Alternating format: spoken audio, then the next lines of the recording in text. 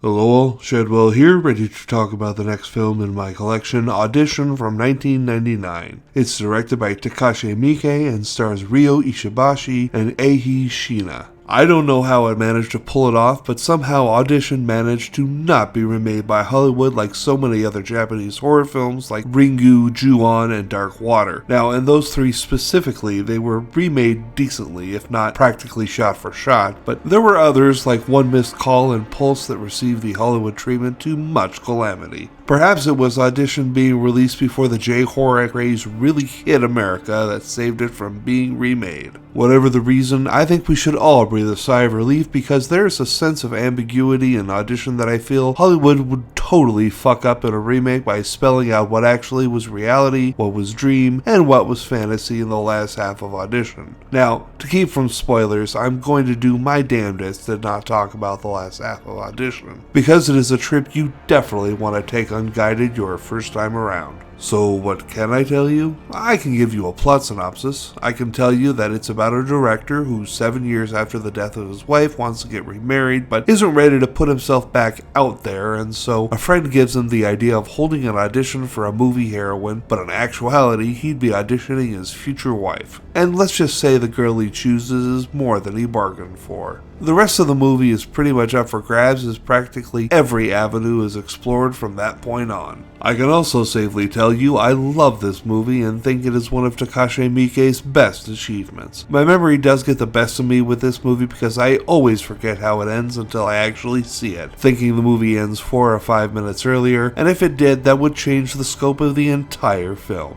But it doesn't, and so we're left with ambiguity, or I'm reading it incredibly wrong. I guess that's also possible.